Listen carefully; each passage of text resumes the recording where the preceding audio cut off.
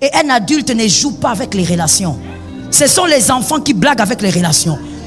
Je dis à quelqu'un, sur cette terre, écoute-moi bien, il y a des gens qu'il ne faut jamais laisser partir.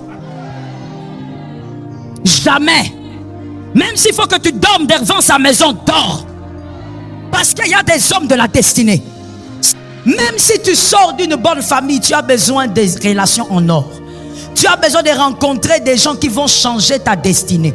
Quelqu'un d'autre est une relation en or simplement parce qu'il va te dire une seule phrase. Cette phrase est une phrase de sagesse qui bouleverse ta vie. Est-ce que quelqu'un m'entend bien? Un enfant méprise les relations.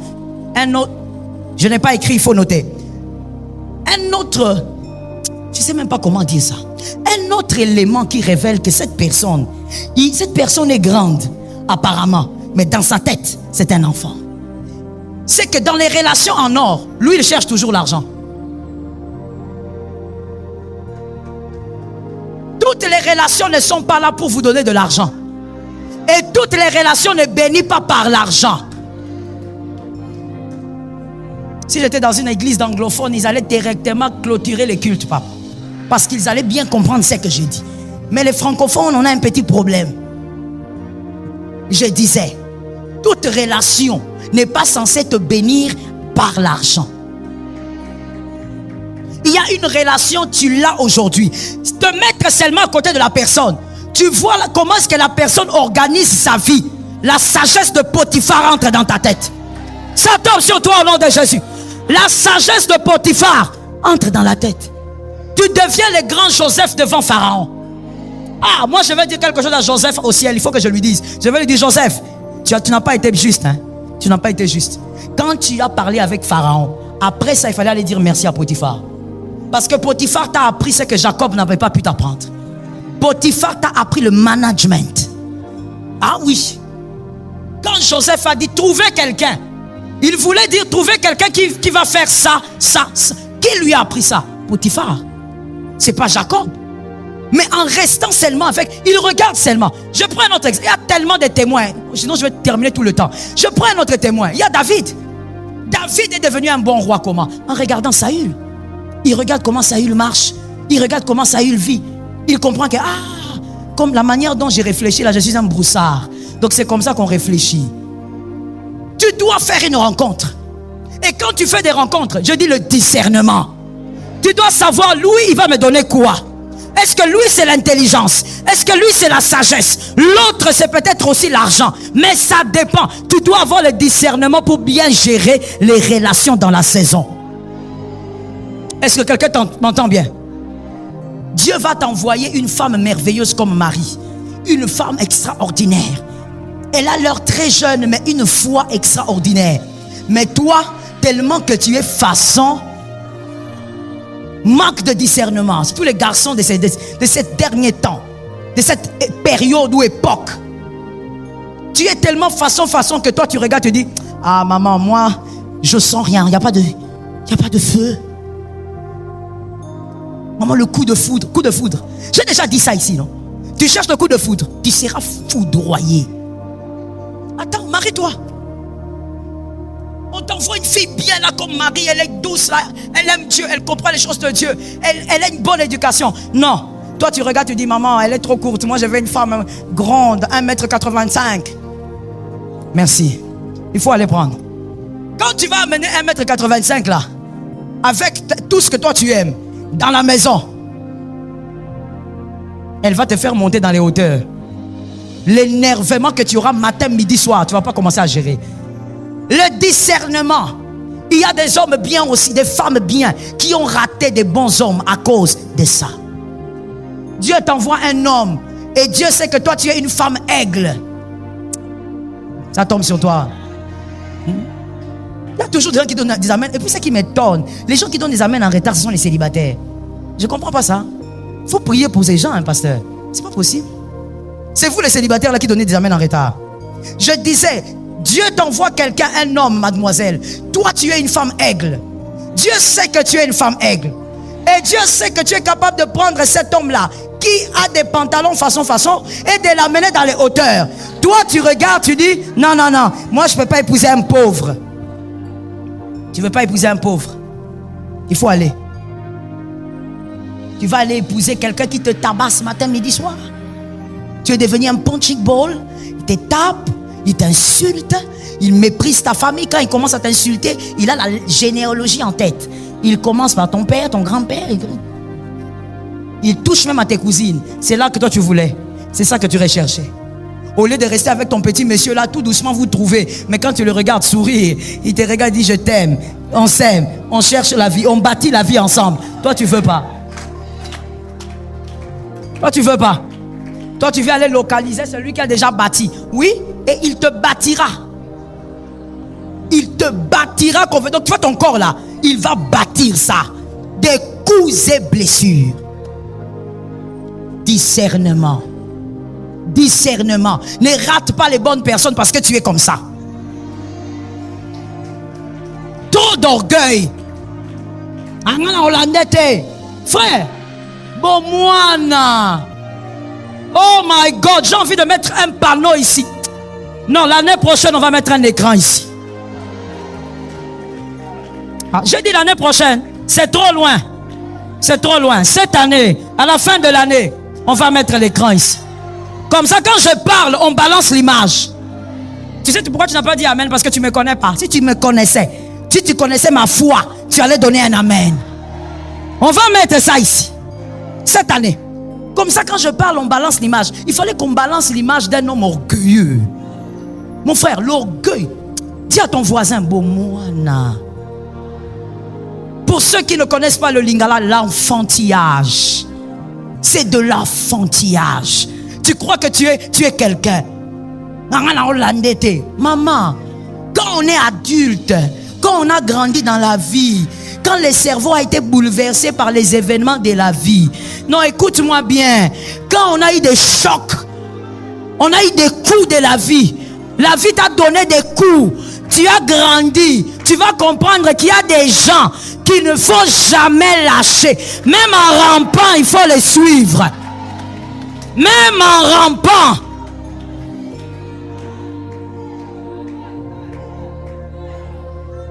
Vous savez, je peux donner un exemple, mais bon. Si je suis suspendu, vous êtes suspendu avec moi. Je donne un exemple, je dis ceci. Vous savez, quand la nature ne nous enseigne pas, c'est très bizarre. Moi, je trouve que par cette phrase, l'apôtre Paul a résolu beaucoup de choses. Quand les gens disent non, on n'est pas obligé, mon devenir ne dépend pas d'un être humain. Monsieur, l'équilibre. Dans ce que tu dis, l'équilibre, il y a une partie de vérité, mais ce n'est pas toute la vérité. Toute destinée pour devenir dépend aussi d'une personne. Je te donne un exemple simple de la nature, justement. Tu es marié avec ta femme. Vous finissez le mariage, on vous bénit ici, comme on a nos mariés là-bas, que Dieu vous bénisse. Acclamons un peu pour eux, ils sont là aujourd'hui. Que Dieu vous bénisse, que Dieu vous bénisse. Mettez-vous sous l'onction. Ils ont respecté le principe, hein. Après le mariage, on vient à l'église. Maintenant, on voit que maman va bien. Bref, je continue. Et je dis, vous vous mariez, vous avez fini, on a béni, vous rentrez chez vous. Et arrivé chez vous, vous, le monsieur, vous dites, on va maintenant consommer la lune de miel. Et la dame qui dit, je veux pas. Ok, peut-être que tu ne vas pas bien, je te laisse un autre jour. Le jour suivant, tu viens comme ça, monsieur, madame qui dit, je veux pas. Et puis après quelque temps, madame te dit, je vais avoir un enfant. Il dit, ah d'accord, gloire à Dieu, comme ça, viens. Elle te dit, comment tu vas faire un enfant sans ton mari? Ma fille, ça fait rire, hein? Mais des fois, c'est ce que nous disons en d'autres formes. Quand on dit que c'est ce que tu veux dire. Il y a des devenirs qui dépendent absolument de certaines personnes. Comment tu vas avoir un enfant sans ta femme, sans ton mari? Tu veux faire quoi? Mais tu veux avoir un enfant. Mais aller avec ton mari, tu veux pas. Comment? Comment tu réfléchis? Non, moi, est-ce que je suis né avec lui? Mon frère, il y a, retiens pour la vie, retiens pour la vie, retiens. Il y a des gens avec qui, évidemment, vous n'êtes pas né avec. Vous les avez rencontrés peut-être à 45 ans, à 56 ans. Mais ces gens-là ont la clé d'une porte que tu ne dois pas rater. Ces gens ont la clé d'une porte que tu ne dois pas rater dans ton parcours. Ne les rate pas.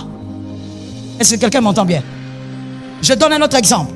Jonas, que quelqu'un dise à son frère Jonas. Heureusement pour lui qu'il est entré dans un bateau avec des gens qui étaient d'accord de le jeter. Les lecteurs de la Bible sont allés à l'oméga. Ils sont rentrés vers l'alpha. Ok, il faut toujours aller à l'oméga et puis tu reviens directement. C'est pourquoi il faut lire la Bible. Heureusement pour lui qu'il est monté dans un bateau où il a dit aux gens, jetez-moi. Les gens ont dit oui, on va te jeter. C'était pas évident. Quelqu'un d'autre aussi pouvait dire, ah, donc c'est toi le problème. On te tue ici. On va te tuer ici, ton corps, c'est ce qu'on va jeter. Mais ces gens-là ont dit, oui, on va te jeter vivant. Dans la vie, mon frère, il faut avoir des gens. Si on ne l'avait pas jeté vivant, l'Éternel ne l'aurait pas récupéré. Donc en réalité, pour que l'Éternel récupère son prophète, ça dépendait des païens.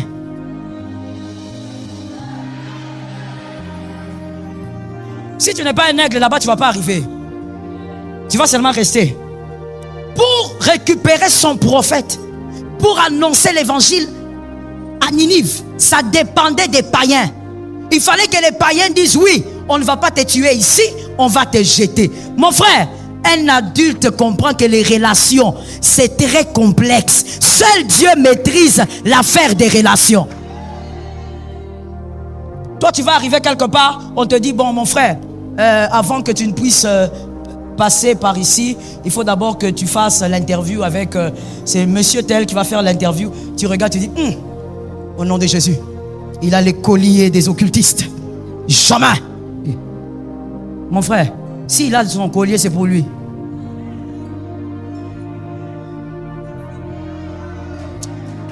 La sagesse de la vie. Dis à ton frère, s'il a son collier là, c'est pour lui.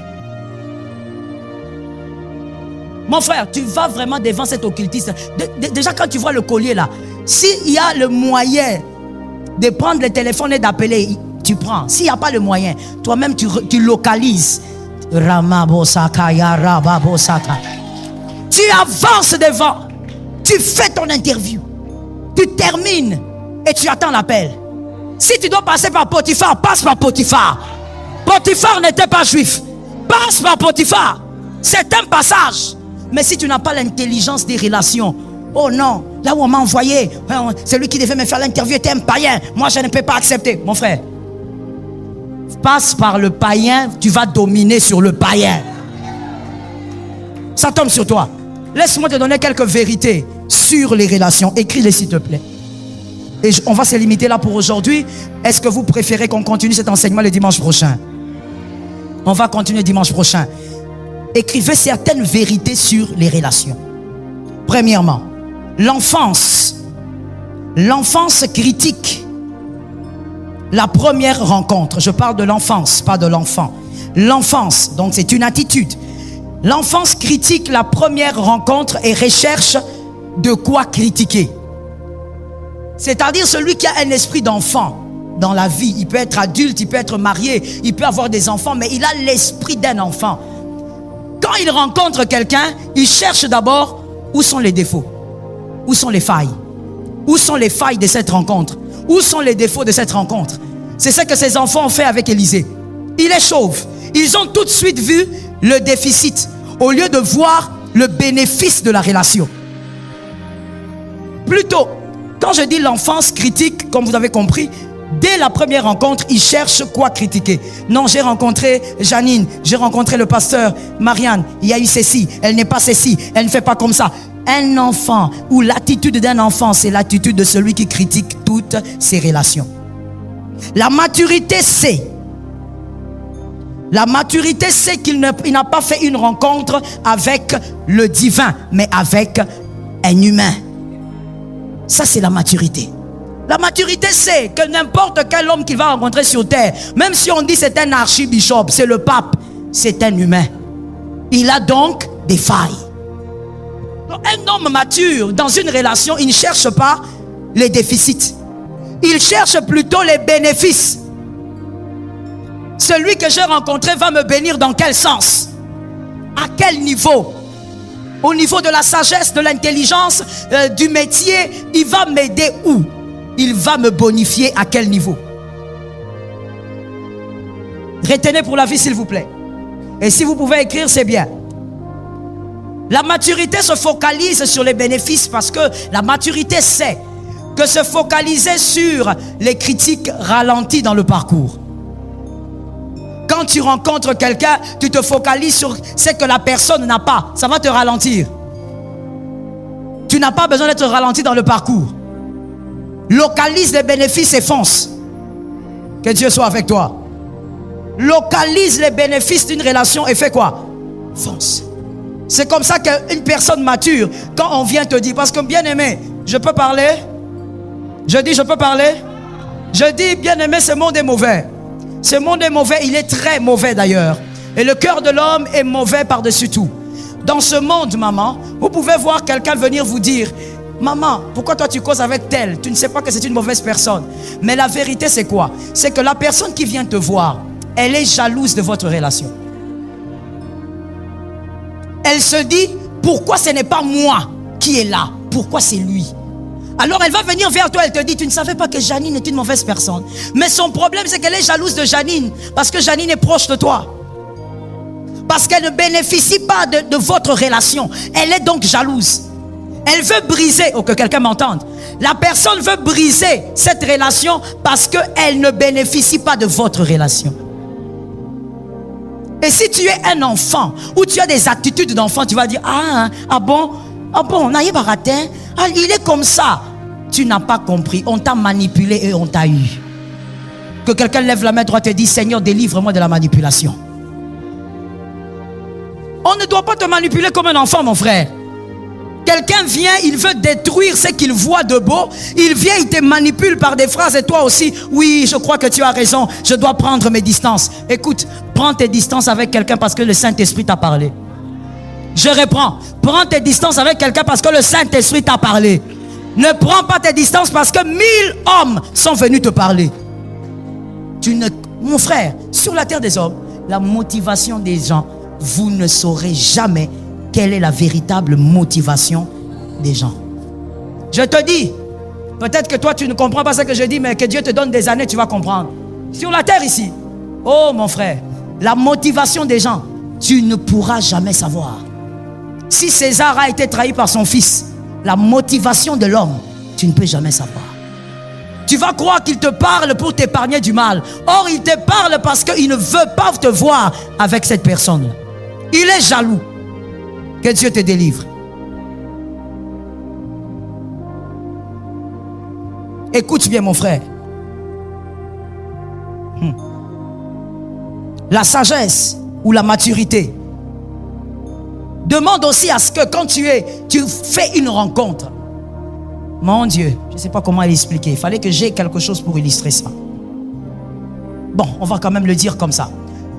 La maturité demande aussi que quand tu fais une rencontre en or, que tu ne sois pas pressé d'essorer la relation pour voir le lait sortir. Dis à ton voisin, sois patient. Des fois, quand il y a des gens immatures, quand tu fais des rencontres, tu veux que tout de suite cette rencontre-là te bénisse. Tout de suite, cette rencontre-là doit changer ta vie. Il y a des relations qui vous bénissent après 5 ans, après 15 ans. Tu te dis, moi j'étais toujours ici, je ne savais pas. Mais aujourd'hui, cette relation m'a payé. Il y a des relations qui doivent. Ces relations ont été programmées comme ça. Bats-toi comme tu veux, il n'y aura rien. Vous comprenez un peu ce que je dis. Aujourd'hui, avec la technologie, je crois qu'on peut mieux comprendre ce que je dis. C'est comme un téléphone qui a été programmé. Tu prends ton téléphone et tu mets ton alarme. Tu mets l'alarme, par exemple, pour quelle heure? 7 heures ou 2 heures. Quand tu mets pour 7 heures ou 2 heures, ton alarme, normalement, doit sonner. Si ça ne sonne pas, il faut revoir quel téléphone tu as acheté. Oui. Mais normalement, l'alarme doit sonner. Donc, bien aimé, dans les relations en or, il y a aussi des relations qui ont été programmées comme ça. Avant 15 ans, ça ne te bénira pas. Arrête de forcer. Et si tu es enfantin, si tu es immature, qu'est-ce que tu vas faire? Tu vas t'éloigner. Tu vas dire, depuis que moi je connais Ali, il ne me donne rien, il ne fait rien pour moi. Ça, c'est quel type de relation? Tu n'as pas compris. Toutes les relations n'ont pas été programmées à bénir au même moment. Je parle, je vais faire comprendre à quelqu'un quelque chose. J'entre dans la nature. Toutes les matrices n'ont pas été programmées à mettre au monde au même moment. C'est comme ça qu'il y a la matrice d'Agar et la matrice de Sarah. La matrice de Sarah a été programmée pour engendrer après la ménopause. La matrice de Sarah, plutôt d'Agar, a été programmée pour engendrer très tôt. Les matrices ne se ressemblent pas. Quelqu'un a bien compris ça? Oui, là, vous savez, quand vous lisez la Bible, allez dans la nature si vous voulez comprendre. Il y a tout là-bas. Ça s'explique. Non, depuis que j'ai rencontré Monsieur Lionel, pourquoi est-ce que ma vie ne change pas? Mon frère, la vie ne change pas de la même manière dans toutes les relations. Et d'ailleurs, je vais ouvrir une parenthèse profonde pour un homme intelligent. Il y a des gens des fois qui disent, non, ma vie n'a pas changé. Mon frère, donnez-moi une chaise. Donnez-moi une chaise. Est-ce que vous me voyez, vous tous? Oui, vous me voyez, n'est-ce pas? Des fois, quand tu dis, depuis que j'ai rencontré Lionel, ma vie n'a pas changé. Ma vie, elle est toujours pareille. J'ai envie de te dire ceci. Assieds-toi. Réfléchis. C'est pourquoi ici, je parle de la maturité de l'enfance. L'enfant ne réfléchit pas. L'adulte, il se met, il réfléchit. Quand tu dis, depuis que tu as rencontré Lionel, ta vie n'a pas changé, tu es sûr que même ta façon de parler, c'est comme tu parlais avant? Tonton Trésor, on se comprend. Il y a des gens qui sont vraiment des enfants, éternels enfants. Donc il a 48 ans, mais il a qu'à moine. Tu es un enfant. Est-ce que tu réfléchis? Est-ce que la manière dont tu parles aujourd'hui, depuis que tu as rencontré Monsieur Lionel, est-ce que c'est de la même manière que tu parlais il y a 10 ans? Ta façon de parler a changé. Ta manière de réfléchir sur la vie a changé. Mon frère, or en réalité, ce qui t'amène au sommet, c'est d'abord ton cerveau. Ta manière de réfléchir a changé. Tu as fait une façon de réfléchir un peu bizarre. Mais depuis que tu l'as rencontré, tu as compris que dans la vie, on se comporte comme ça. Dans la vie, on parle comme ça. L'équipement invisible, tu ne le comptes pas. Toi, tu crois que la vie change seulement quand tu as des maisons et des voitures. C'est l'équipement invisible qui stabilise tous les matériels que vous pourrez avoir. Est-ce que quelqu'un m'a entendu? C'est l'équipement invisible. Oh, depuis que je suis avec cette sœur-là, qu'est-ce qu'elle a fait pour moi? Maman, quand tu commençais à fréquenter cette sœur au début là, tes cheveux étaient comme un volcan. Hein? Tu ne lavais pas les cheveux. Tu ne savais même pas que quand on a les tissages aussi, on les lave. Tu restais comme ça, comme un volcan. Des fois, quand tu sortais, les mouches te poursuivaient, comme s'ils allaient dans leur culte. Tu as oublié? Mais le fait seulement de rester à côté de Madame Judith, de Madame Henriette, tu as appris que une femme aussi doit être propre comme ça. Une femme doit faire. Ça, tu ne comptes pas. Pour toi, une vie qui change, c'est si tu te maries, si tu as des enfants. Vous voyez l'immaturité? Très souvent, nous sommes dans l'immaturité. Depuis que je l'ai rencontré, je n'ai rien eu. C'est faux, mon frère. Même ton français a changé. Ce sont les hommes humbles qui m'ont donné un amen. Oui, même ton français. Mais quand je parle, toi, vois un peu tes relations. Même au travail, vois-les. Depuis que tu as rencontré ces chefs-là, n'est-ce pas que tu as changé? Même ta manière de t'organiser à la maison a changé. Mais tu dis quoi? Je n'ai rien eu. Cette relation-là ne m'a rien donné. Immaturité, enfantin. Que Dieu m'a déjà délivré. Il m'a déjà délivré de ces hommes-là façon. Je suis scotché, cimenté, collé.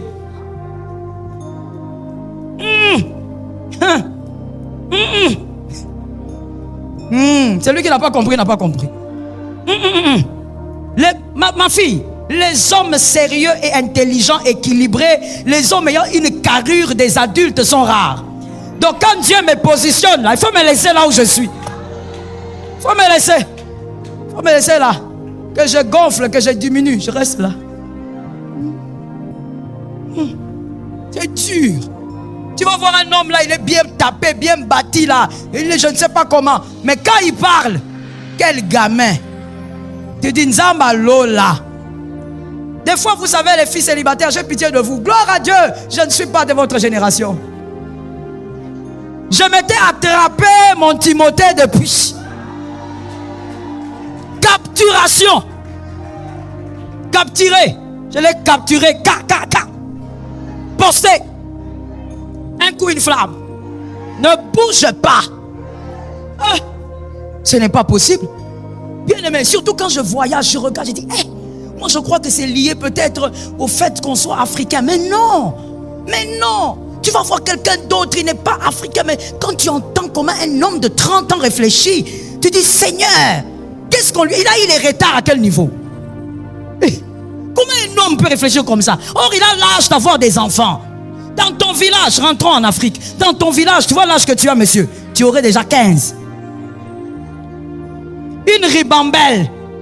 Mais ta manière de réfléchir, même des fois quand tu entends le couple là, venir te voir dire, maman, voici le problème qu'on a eu. Tu entends le problème que l'homme expose. Ah. Maman, moi j'ai regardé la télé, j'étais concentré.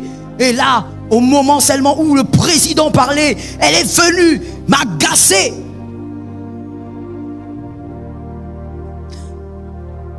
Donc tu te poses la question, ces discours-là, on ne peut pas les trouver sur Google.